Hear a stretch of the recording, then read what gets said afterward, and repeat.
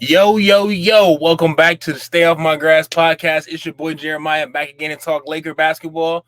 We got a dub, y'all. We back in the win column after losing 3 in a row. We beat the Golden State Warriors 109-103, and I'm just going to get right into the game. Whew. Feels good. It just feels good to get a win. We did not win these last 3 games, especially they were really games that we absolutely needed to win, especially the one on Friday, losing to the Bucks up by 10 at one point. But that just shows you how good the Bucks are as a team, how elite they are in the NBA. They are one of the elite teams, and the Lakers strive to be one of those elite teams, even though they aren't right now. But we got to win earlier against the Bucks this season, so we split the series. That's okay. But I'm gonna get right into the game. So today we took on the Golden State Warriors. A high man for the game, Jordan Poole, and that boy was at Jordan Poole. He got a bag of tricks, man. He got a bag of tricks. He just got a duffel, man. He got everything in that bag. Shooting, getting to the paint, crossovers. I love Jordan Poole's game.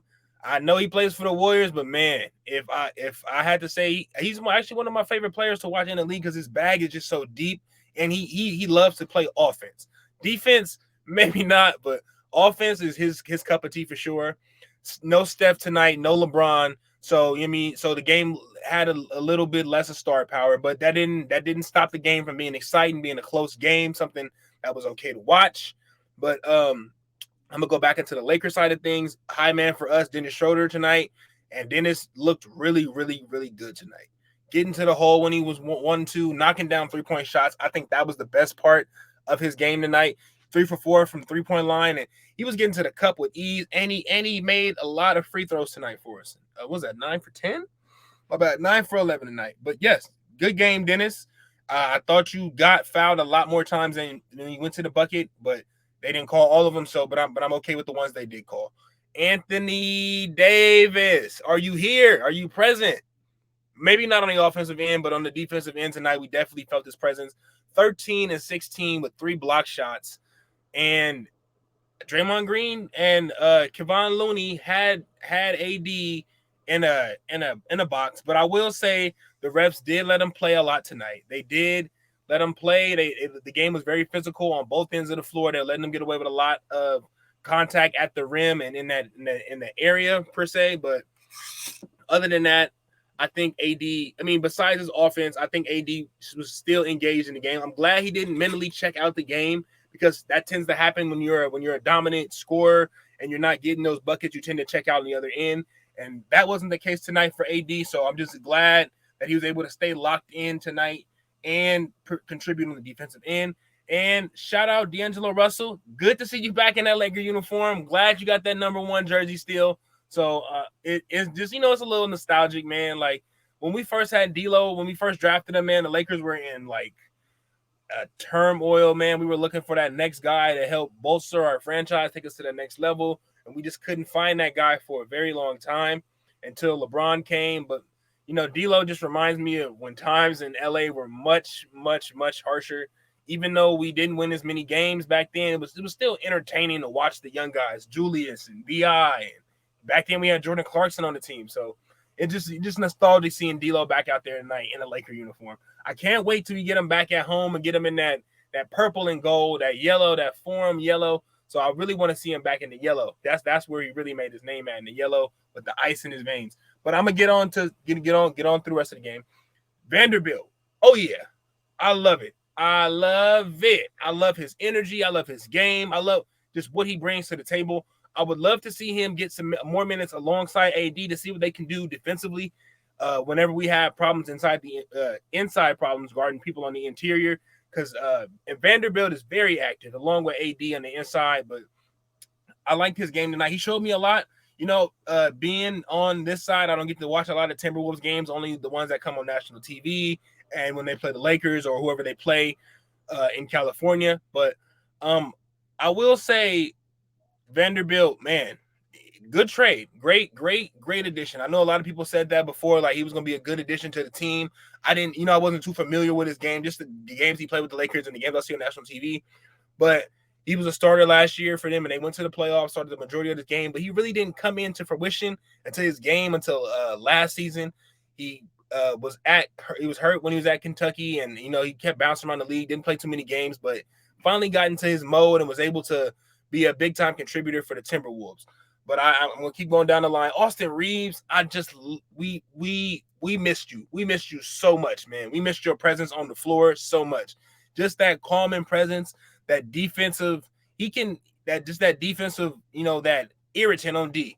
Getting up in people, making them foul you, selling the contact. I love it when he sells it. He gets hit. He gets hit hard. Don't let that fool you. But when he gets hit, he sells it. And that's what you're supposed to do on defense when you get hit. You want those offensive fouls. I think this is the first time, or not even the first time, but I want to say this is one of the times where I've seen the Warriors get called for multiple offensive fouls, particularly on those screens. I have never seen the Warriors get that many offensive fouls on the screen. It just takes me back to when, the Warriors first started going on their dynasty run, when Steph first started getting in his bag, shooting threes from 30 feet, crossing over, just when Draymond was set all those illegal screens, man, like moving screens. Call me a hater, but you really cannot move on those screens, like those walking screens they were setting. I'm just glad they were calling those tonight. But like I said, I'm glad we got the win tonight. Much, much, much needed win. And this should give us a little bit of hope moving on that we can play with this team.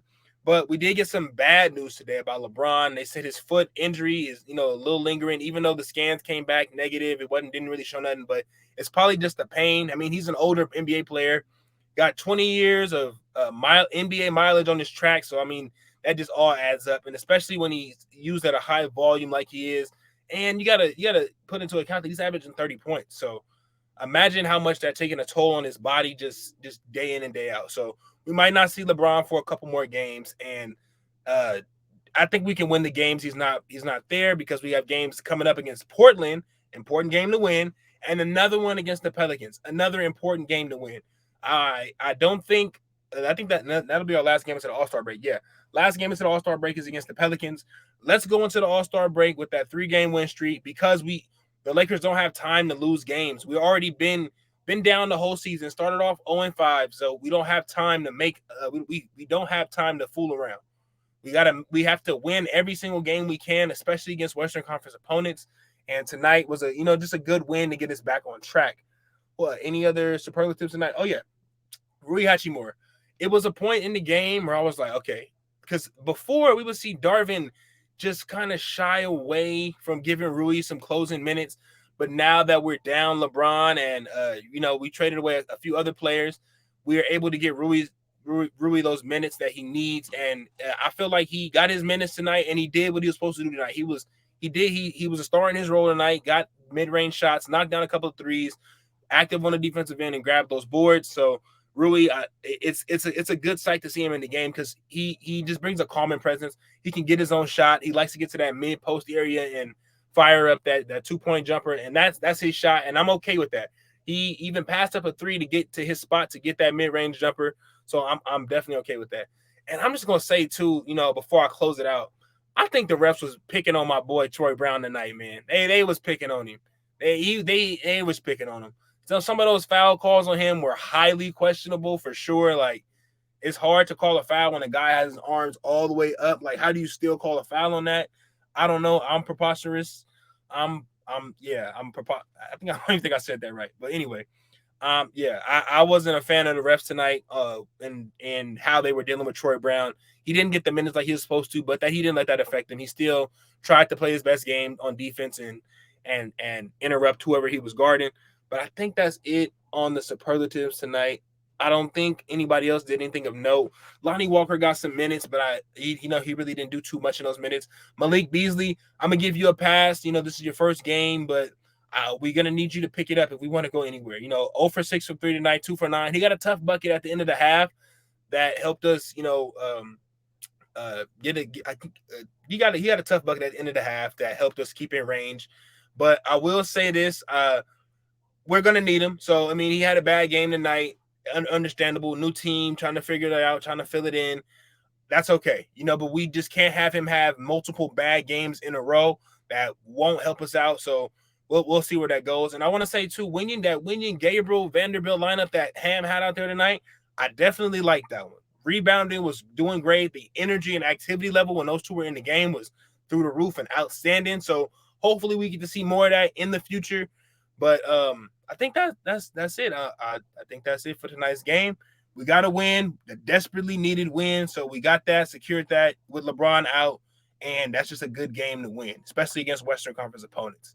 But you already see what I got on. You already know who I'm going for tomorrow. Bring it home, baby. We need that ball. We need to go beat Mahomes.